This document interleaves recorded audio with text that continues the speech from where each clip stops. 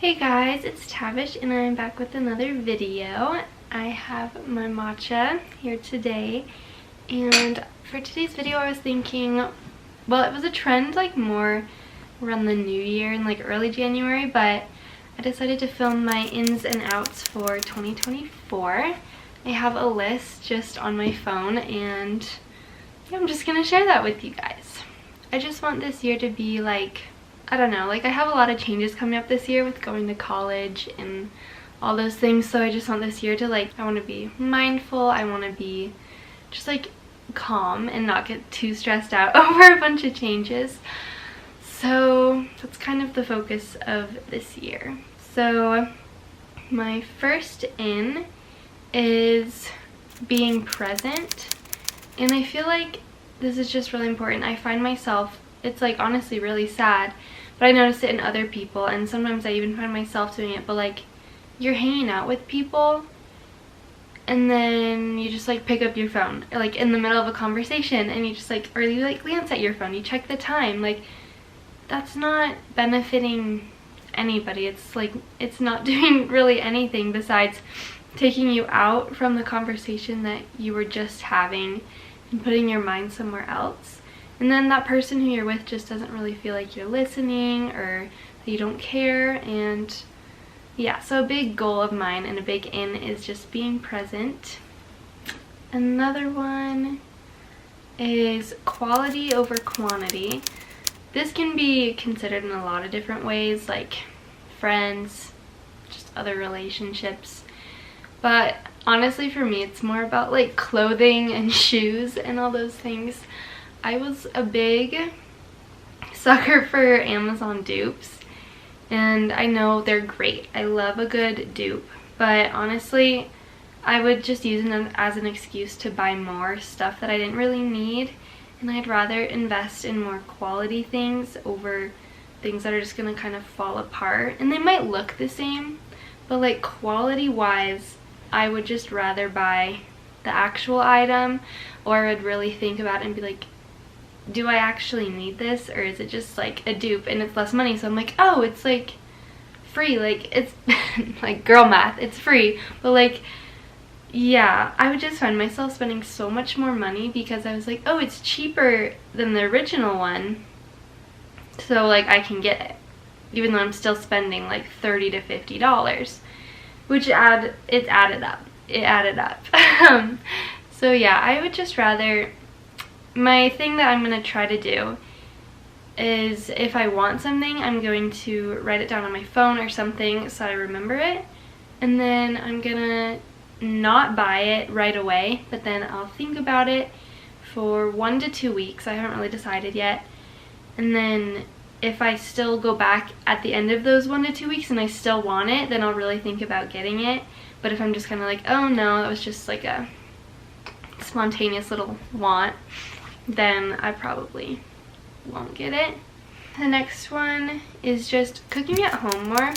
I love to cook anyways, and I love trying new recipes and all of these things. I have some cookbooks. I love cookbooks, but I just really want to cook at home more. And then with that, and how I mentioned cookbooks, I have them, but I get so sucked into just like, I scroll on Instagram, I'll find a recipe, I'll save that, and then I'll just have like hundreds of saved recipes on my phone, and then I end up making those, and I don't make ones for my cookbooks, and they just have kind of sat there. So I'm gonna try to make like one recipe from my cookbook each week and see how that goes. Oh, this is a good one. So another in for me is journaling.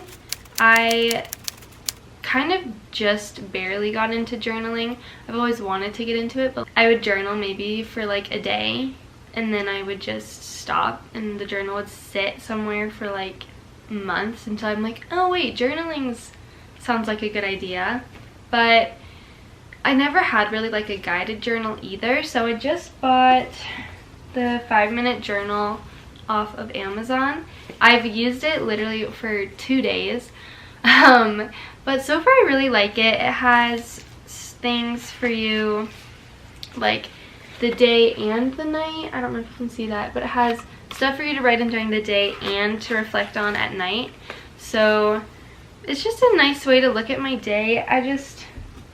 I love how like writing down my gratitude makes me feel. And even if you have a bad day, if you look back at that journal, you're like, oh wait, I actually did have things to be grateful for, and that really made my day so much better. Alright, we're getting to the bottom of the ins list, don't worry. Another in for me is yoga and more gentle movement, as well as meditation. Just because they make me like honestly feel good. I love just like the vibes of doing yoga, and honestly I don't even go to classes. I literally just go upstairs and I play a little YouTube video, or I go on the Peloton app and do their little yoga category, and I just love it. Like, I don't know, it makes me feel so good. It's just like the best gentle form of movement, which is another in, which was more gentle movement over the really high intensity movement. And that was a big thing in my opinion in 2023, like on social media, was how women should be doing more lower intensity, like Pilates, yoga, all those things. I mean, I love a good high intensity workout. I think everything in moderation and balance is amazing, and if you're into cycle syncing, that also has to do with what workouts you're doing. And if you do yoga followed by a little 5-minute meditation, it's just the best, and it puts you in such a good headspace. Another in for 2024 for me is making Instagram casual again. I feel like with like the photo dumps and all of these perfectly curated like feeds and reels and all the things, it just got a little like, Instagram got way too technical and like stressful, and it's just like I don't even want to post anymore because it's just way too serious. And I feel like we should just start like posting what we want, and we don't have to have perfect captions. We can post just a photo on our story without a caption, anything, just because we like the photo. And we just need to stop taking it so seriously. And yeah, I don't know, I just feel like Instagram was more fun when you could just like post whatever you wanted, and if it was like a cute photo, it's like, oh fun, and then you can look back at your feed. It's just like all these memories, and I just want to make Instagram less serious and more just a fun place to like post photos and get inspiration from other people. My last in for 2024 is reading, and I mean, with like 75 hard, I mean, I've never done it, but it's a big thing to like, don't read a fiction book, read the self-help books and all that stuff. And I love a good self-help book, but I don't find myself being like drawn and excited to read my self-help book. I don't know.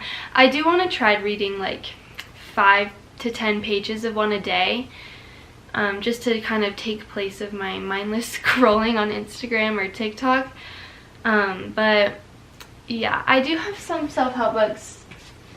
I just bought this one, which is the 4 Agreements. I heard about it just on TikTok, so I'm gonna start reading this one. I just finished The Monk Who Sold His Ferrari, and that book was really cool. So I do have some self-help books, and I'm going to read more of those, but for the most part I have a Kindle, so I just download books onto there. You can read fiction, non-fiction, anything you want, but I just love reading, and it can just be a great time filler for your free time, or right before you go to bed. Instead of scrolling, you can really help your mind like calm down if you just read a couple pages before you go to bed. I find it really helps me fall asleep, so that's what I do. Okay, that's it for the ins. I mean, I could talk for forever about the goals and things I want to bring in, but those were just a few that I had on my phone. Some outs now. The first one is comparing yourself to others. And I mean, it's not like it's something that I don't do ever or anything like that. It's just something I want to be more mindful of. Kind of just, I don't want to compare myself to others as much in 2024. I mean, if you have a sister, you know, you kind of like compare everything to theirs, and everything's a competition. So I'm hoping to just break out of that mindset in 2024 and just I'll catch myself comparing and then try to flip that. It's not doing me any good. Like, what's meant for me in my life is not meant for someone else in their life, and your paths are totally different, so it doesn't do any good comparing yourself to someone else. Oh, okay. This one is an out for me, and I've just never liked the phrase should have, like, oh, you should have done this, or if you're thinking to yourself like, oh, I should have, like, you didn't.